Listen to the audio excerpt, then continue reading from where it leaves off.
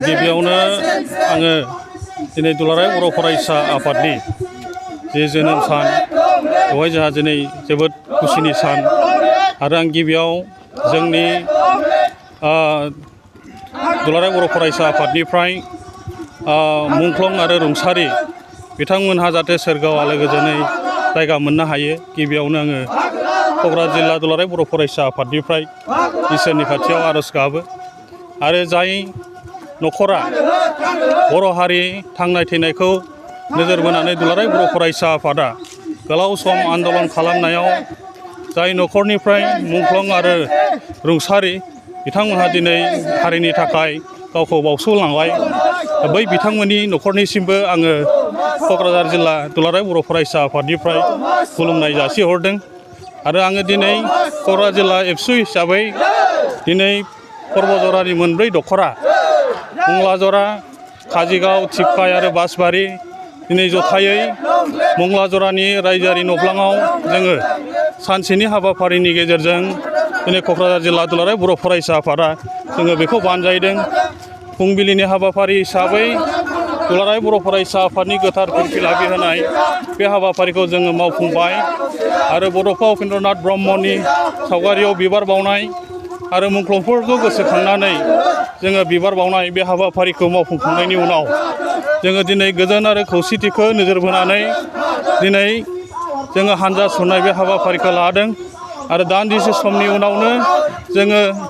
बे ओनसोलनि गासै रायजो राजा फरायसा फरायसुलि बिथांमोनखौ लानानै गेवलाङै सावरायनो थाखाय जोङो बेखौ थाम थिम खालामदों आरो जों बेखौनो खावलायनो सानदों दिनै दुलाराय बर' फरायसा आफादा दिनै रायजो राजाफोरनि हेफाजाबजों दिनै गोबां बर' हारिनि गेजेराव गासै हाबाफारि बायदि जोंनि गेरेमसा हारि दानाय हाबाफारिखौ मावफुंजोबनो हायाखैब्लाबो दिनै एसेब्लाबो रायजो राजाफोरनि मदद सानसुमैफोरनि मदद दिनै जोंनि दुलाराय बर' फरायसा आफादनि गोब्राब नाजानायनि गेजेरजों एसेब्लाबो मावफुंनो हादों होननानै जोङो बुंनो सानो आरो गोबां खामानि मावनो गोनां जोंहा बाखि दङ बेनिखायनो दिनै जोंनि साफ्रोमबो फरायसा आरो फरायसुलि रायजो राजा आरो सानसुमै बिथांमोननिसिम जोङो खर' गंलायै जोङो खावलायगोन गोलाव लामा हान्थिनो गोनां दंबावो बेनिखायनो जोङो बयबो जोङो खौसेयै जोंनि गेजेराव अनलायलायनायनि गेजेरजों गोबां खामानि मावलांनो हाबावथों बेखौनो आङो क'क्राझार जिल्ला दुलाराय बर' फरायसा आफादनि जानानै आङो गुरै खावलायो गोबां समाव जोंनि गेजेराव जेखि बाथ्रा दान्थे बिदान्थे जाया मानो जोंनि हारिनि जाहाथे खंख्ला जानाय बा लस जानाय बायदियै जोङो जाहाथे जोंनि गेजेराव मावनो थाखाय रावबो सिगांबोआ दा बेनिखायनो आङो बयखौबो खावलायगोन हारिनि गेजेराव जुदि माबा मोनसे एसे उसुबिदा बेले बेजे जुदि सोमजिनो सानोब्ला जोंनि बिदा फंबायनि गेजेराव मोजां मोनसे सावरायलायनायनि गेजेरजों जाहाथे जोङो समाधान खालामलायनो हायो गाव गावनि गेजेराव जोङो सावरायलायनानै बर' हारिनि थाखाय मोजां मोनसे खामानि मावलांनो हागोन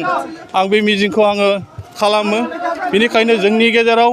बिदा फंबायनि गेजेराव जोंनि हारिनि गेजेराव जाहाथे जेबो उसुबिदा सानलायनाय उसुबिदा बाथ्रा बुंलायनाय बेफोरखौ बुङाबालायनो जानगाराव थानांगौ होननानै आङो क'क्राझार जिल्ला दुलाराय बर' फरायसा आफादा दिनै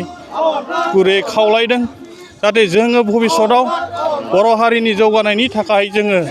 मोजाङै खामानि मावलांलायनो हायो बेनिखायनो दिनै जोंहा खुसिनि सान रंजानायनि सान बेनिखायनो साफ्रोमबो रायजो राजाफोरनिसिम आङो अननाय आरो खुलुमनायखौ जासिहरनानै आङो बेखिनि मेसेजखौनो होबाय गोजोन्थों। दिनैनि गायसननाय सानखौ गुबुन गुबुन जिल्लाफ्रावबो फालिनाय जादों नामा? दिनै मिरु दुलाराय बर' फरायसा आफादनि बिथोन बायदियै जोङो क'क्राझार जिल्ला दुलाराय बर' फरायसा आफाद हिसाबै जोङो मंलाजरा बासबारि आरो काजिगाव आरो दिनै